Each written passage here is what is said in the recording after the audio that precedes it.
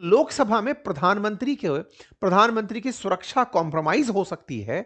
यह बात ये बात स्पीकर के द्वारा प्रधानमंत्री को कही गई और इसके चलते प्रधानमंत्री लोकसभा में नहीं पधारे। अब जब नहीं पधारे तो बड़ा सवाल यह बनता है कि साहब, प्रधानमंत्री की सुरक्षा को लोकसभा में ऐसा क्या खतरा है। इस सारे विषय को अब हम एक एक करके टाइम के साथ सिलसिलेवार तरीके से आपके सामने रखते चल रहे हैं, ठीक है। सबसे पहले बात करी जाए बजट की, जो 1 फरवरी को आया। आप सबने बजट के ऊपर प्रतिक्रियाएं सुनी। बजट का लाना एक प्रक्रिया का पार्ट है। राष्ट्रपति के अभिभाषण के बाद बजट आता है। ये सारी बातें हमने आपको बताई। 28 जनवरी को राष्ट्रपति का अभिभाषण हुआ और जब अभिभाषण हो गया तो बजट आया। बजट के बाद में विपक्ष की प्रतिक्रिया आई, जिसमें इस बजट को ब्लाइंड बजट कहा गया। 1 तारीख को बजट आता है। 2 से 4 के बीच में धन्यवाद प्रस्ताव होना होता है। 2 तारीख को ट्रेड डील साइन हो जाती है। बजट के अगले दिन ट्रेड डील की चर्चा होने लगती है। लेकिन ट्रेड डील का होना अमेरिका के साथ और इस बीच में राहुल गांधी जी का सदन में एक किताब को लेकर हाजिर हो जाना और उस किताब में आर्मी चीफ की पुस्तक का जिक्र होना। बजट का भाषण खत्म हुआ। बजट में देश के लिए क्या जरूरी था, क्या नहीं जरूरी था, यह बताया गया। अगले दिन 2 तारीख के दिन लीडर ऑफ अपोजिशन के द्वारा एक मुद्दा उठा दिया जाता है और वो मुद्दा होता है एक अनपब्लिश्ड बुक के बारे में, यानी कि वो किताब जो अभी तक नहीं छपी, उस किताब की प्रतियों को लेकर या उस किताब के कुछ अंश को लेकर राहुल गांधी जी लोकसभा में आ जाते हैं और कहने लगते हैं कि प्रधानमंत्री ने चीन जैसे गंभीर विषय पर नरवणे साहब को संदेश भिजवाया कि जो उचित समझो वो करो। ये जो उचित समझो वो करो का पूरा डिटेल मैंने आपको इस सेशन में दिया है, जिसके बारे में नरवणे साहब की किताब में जिक्र है। इसका मतलब, यू आर द बेस्ट जज in your field, do what ever you feel. ये जो संदेश प्रधानमंत्री के द्वारा नरवणे साहब को दिया गया, इससे अपोजिशन को आपत्ति है।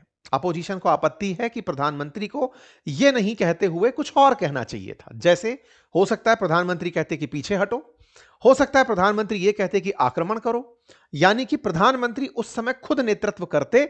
उसके स्थान पर उन्होंने सेना अध्यक्ष को, थल सेना अध्यक्ष को कह दिया कि तुमको जो ठीक लगे वो करो।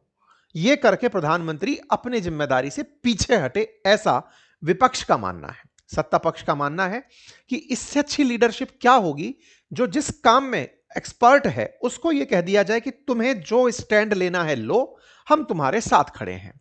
दोनों के अपने तथ्य हैं।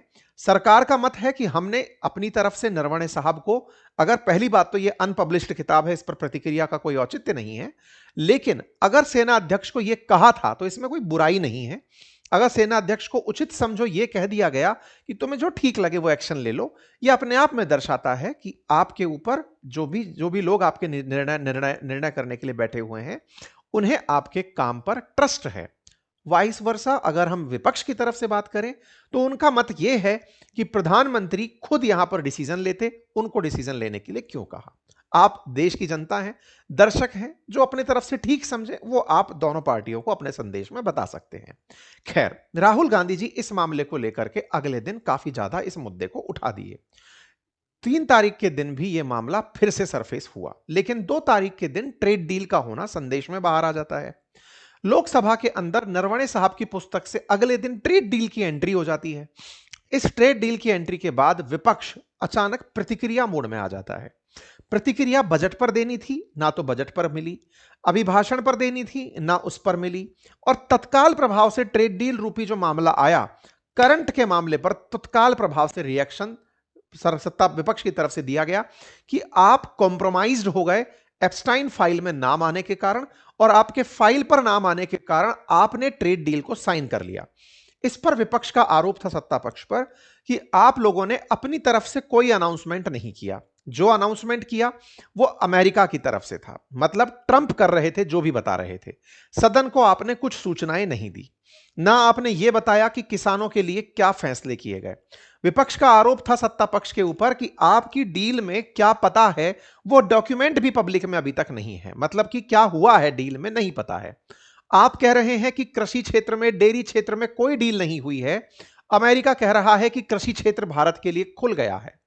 आप कहते हैं कि रूस से तेल खरीदना बंद हो जाएगा तब जाकर 18% टैरिफ लगेगा। रूस कहता है कि तेल खरीदना भारत ने बंद नहीं किया है।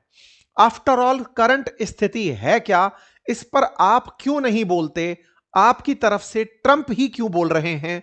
भारत सरकार की तरफ से इंफॉर्मेशन क्यों पहले नहीं दी गई? पहला संदेश ट्रंप का क्यों आया?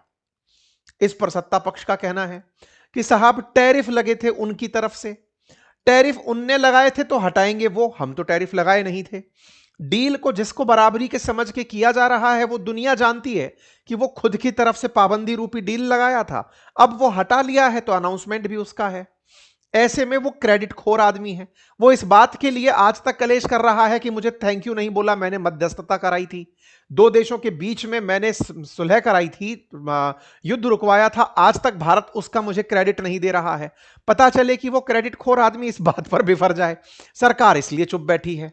विपक्ष इस बात पर आनंद ले रहा है कि आप तो हर चीज को बढ़ चढ़कर बताने वाले लोगों में से हो, आप पीछे क्यों चल रहे हो? कुल मिलाकर हमारे देश के अंदर ट्रेड डील को लेकर के और नरवणे साहब की पुस्तक को लेकर के खूब सदन के अंदर हंगामे हुए। लोकसभा के अंदर 3 फरवरी को हंगामा शुरू होता है और ऐसे में अपोजिशन के द्वारा लगातार जब हंगामा किया जा रहा होता है तो 8 सांसदों को निलंबित कर दिया जाता है। राष्ट्रपति के अभिभाषण पर धन्यवाद प्रस्ताव पर चर्चा चल रही होती है, लेकिन इसी बीच में राष्ट्रपति का अभिभाषण जो है वो पूरी तरह से बाधित होने लगता है। समय बीतता है, इसको पोस्टपोन कर दिया जाता है। पोस्टपोन कर दिया जाता है, लिस्ट ऑफ बिजनेस के अंदर चीजें निकल कर आती हैं कि काम तो हो रहे हैं लेकिन वो अगले दिन के लिए स्थगित कर दिए गए हैं। इधर संसद के अंदर इस तरह की एक पर्ची ले जाकर लहराई जाती है जिसमें दिखाया जाता है 4 स्टार ऑफ डेस्टिनी के अंदर प्रधानमंत्री के द्वारा जो उचित समझो वो करो कहा गया। प्रधानमंत्री कॉम्प्रोमाइज्ड हो गए। क्यों हो गए? क्योंकि एप्स्टाइन फाइल में उनका नाम था इसलिए उन्होंने किसी प्रकार का कोई रिएक्शन नहीं दिया। ट्रंप ने जो कहा वो किया। हालांकि इस पर मैं एक डिटेल वीडियो आपके सामने बना चुका हूं अंकित इंस्पायर इंडिया पर, आप चाहें तो उसे जाकर देख सकते हैं। इस पूरी ट्रेड डील की पीछे की कहानी और ये एप्स्टाइन फाइल का प्रभाव है या नहीं, इसका विश्लेषण हमने कंप्लीट अंकित इंस्पायर इंडिया यूट्यूब चैनल पर किया है। आप जाकर उसे देख सकते हैं, अभी कल ही किया है। आप उसे समझ पाएंगे कि कहानी किस तरह से चली आ रही थी। लेकिन मल्लिकार्जुन खड़गे जी जो कांग्रेस अध्यक्ष हैं, उन्होंने अपनी तरफ से इस बात को कहा कि भाई एक बात बताइए कि इंपोर्ट टैरिफ 0 कर दिया और एक्सपोर्ट टैरिफ 18%, तो यह किसान विरोधी डील है और फिर से आंदोलन होगा। भारत वेनेजुएला से तेल खरीदेगा, यह बात भी ट्रंप बता रहे हैं, आप कुछ क्यों नहीं बोल रहे? इस बात पर सत्ता पक्ष की तरफ से एक और किताब लहरा दी गई। सत्ता पक्ष की तरफ से जो सांसद निशिकांत दुबे हैं, उन्होंने एक किताब लहराई जिसमें वो ये बता रहे थे कि देखिए जब ये लोग सत्ता में थे, इनके द्वारा, इनके नेताओं के द्वारा इस तरह की घटनाएं की जाती थी। इन्होंने पूरी किताबों की एक फहरिस्त बाहर निकाल दी। इसी बीच में लोकसभा स्पीकर के हाउस कमरे में सत्ता पक्ष और विपक्ष के लोगों को गतिरोध दूर करने के लिए बुलाया जाता है। 4 फरवरी के दिन शाम 5 बजे प्रधानमंत्री को सदन को संबोधित करना होता है। धन्यवाद प्रस्ताव पर शाम 5 बजे बोलने का समय होता है। लेकिन इस बीच में लोकसभा स्पीकर के कमरे में इधर सत्ता पक्ष खड़ा है, इधर विपक्ष के सांसद खड़े हैं। एक दूसरे पर आरोप प्रत्यारोप का दौर चल रहा है। सामान्यतः यह माना जाता है कि स्पीकर के कमरे में जब कोई चीज पहुंच जाती है तो वहां पर बड़ी शांति रहती है, क्योंकि वहां कैमरा नहीं होता, ये लोग आपस में सेटल करके बाहर आते हैं। लेकिन कोई कलाकार यहां पर भी शूट कर ही रहा था। ऐसे में शूट की जानकारी बाहर आ जाती है कि साहब यहां पर इन दोनों के बीच में खींचतान हुई है। 4 फरवरी के दिन भी कोई भी मामला डिस्कस नहीं होता। कई बार ऐसा प्रतीत होता है जब आप और हम दर्शक बनकर दर्शक दीर्घा से देख रहे होते हैं कि अब सदन में बैठे सांसदों को पता है कि जिसको जितनी लाइमलाइट मिलेगी, जितना फुटेज कैमरा का मिलेगा, जितना संसद टीवी के अंदर बैठे टीवी में दिखाई देंगे, जितने बयान वायरल होंगे, जितनी प्रकार की घटनाएं वायरल होंगी, देश उन्हें उतना पहचानेगा। आजकल के सांसद सांसदी के साथ साथ इन्फ्लुएंसर का भी काम करने लगे हैं। इस प्रकार का व्यवहार करने लगे हैं कि उनको उनके काम की वजह से नहीं, अपितु उनके सदन में किए गए बयान की वजह से जाना जाए। ऐसे में सदन के अंदर आए दिन स्थगन की चर्चाएं सुनाई देती रहती हैं। सदन स्थगित होता है। स्थगित इतना होता है कि शाम 5 बजे जिस समय मिलने का समय दिया जाता है कि प्रधानमंत्री आएंगे, उस समय भी सदन को स्थगित करना पड़ता है। कारण क्या होता है? प्रधानमंत्री जिस तरफ बैठते हैं, स्पीकर के राइट हैंड साइड प्रधानमंत्री बैठते हैं। प्रधानमंत्री की सीट के सामने कांग्रेस के कुछ सांसद अपने हाथ में बैनर पोस्टर लेकर इस तरह से प्रधानमंत्री की सीट को कवर कर लेते हैं। यह जो कवर किया हुआ तरीका है, संसदीय कार्य मंत्री किरण रिजिजू प्रधानमंत्री को इस सदन के बाहर जब रिसीव करने गए हुए होते हैं, प्रधानमंत्री धन्यवाद प्रस्ताव पर बयान देने के लिए आ रहे होते हैं, उन्हें इस समय की सूचना देते हैं कि सर आपकी सीट पर अतिक्रमण हो रखा है चारों तरफ से। इस बीच में स्पीकर महोदय इस समय स्पीकर कोई और बनकर बैठा है, मतलब लोकसभा स्पीकर अपने ऑफिस में है, उनके बिहाफ पर सत्र को कोई और संचालित कर रहा है, कोई और अन्य माननीय सांसद हैं। ऐसे में लोकसभा स्पीकर का मत है कि आप अंदर ना आए। क्यों? क्योंकि आपको इन महिलाओं से दिक्कत हो सकती है। क्या दिक्कत हो सकती है? कोई ऐसी स्थिति बन जाए जो आपके लिए नहीं, पूरे लोकतंत्र के लिए बहुत खराब दिन के रूप में बनकर आए। जैसे हो सकता है कि यहां पर, जैसे अक्सर आपने सुना है कि कई नेताओं को थप्पड़ पड़ जाते हैं, कई बार नेताओं पर शाही फेंक दी जाती है, जूते उछाल दिए जाते हैं। ऐसे में कहीं यहां पर कोई स्थिति ना बन जाए, सुरक्षा को लिहाज में ध्यान रखते हुए प्रधानमंत्री को सीट पर आने से रोक दिया गया। स्पीकर के द्वारा, संसदीय कार्य मंत्री के द्वारा उन्हें कहा गया कि आप ना आए, आप सदन में धन्यवाद प्रस्ताव ना दें, क्योंकि यहां पर कार्यवाही चल रही है। ऐसे में सदन को स्थगित कर दिया जाता है अगले दिन के लिए।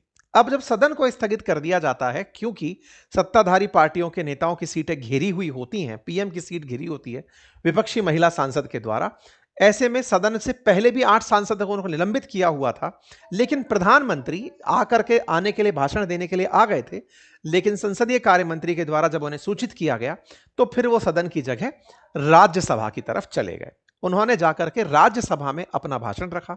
प्रधानमंत्री राज्यसभा से भी धन्यवाद प्रस्ताव दे सकते हैं, प्रधानमंत्री लोकसभा और राज्यसभा दोनों में बोल सकते हैं। राज्यसभा के सदस्य नहीं भी होते तो भी वो वहां पर बोल सकते हैं। इवन देश का कोई भी मंत्री अगर वो लोकसभा से निर्वाचित है, जवाब देने के लिए वो राज्यसभा जा सकता है। संसद में 22 साल में ऐसा हुआ कि प्रधानमंत्री के द्वारा इस तरह से अपना धन्यवाद प्रस्ताव नहीं दिया गया, धन्यवाद पर भाषण नहीं दिया गया। इससे पहले भी 2004 में ऐसा हुआ था, जब एक सांसद के द्वारा मिर्ची पाउडर फेंकने की घटना न्यूज में आई थी, कि न्यूज मतलब यहां पर कुछ ऐसी घटना सदन में घटी थी जिसके चलते सदन की कार्रवाई को स्थगित करना पड़ा था। प्रधानमंत्री का भाषण नहीं होता है, और जब भाषण नहीं होता है तो सवाल खड़े होते हैं, क्या हुआ, धन्यवाद नहीं दिया तो क्या फर्क पड़ गया? बहुत बड़ा फर्क पड़ गया, क्योंकि देश को संबोधित किया जाता है प्रधानमंत्री के द्वारा सदन के मंच से। देश को अपडेट दिया जाता है कि हम क्या कर रहे हैं। बजट साल में एक बार आता है। राष्ट्रपति के भाषण पर, अभिभाषण पर ये जो धन्यवाद प्रस्ताव है, ये बजट के बाद एक बार आता है। ऐसे में अगर वो धन्यवाद से विरुख रहते हैं, उनको धन्यवाद देने का मौका नहीं मिलता, तो देश समझ नहीं पाता पिछले साल की सरकार की उपलब्धियों पर सरकार की राय क्या है। खैर, सदन स्थगित हो जाता है।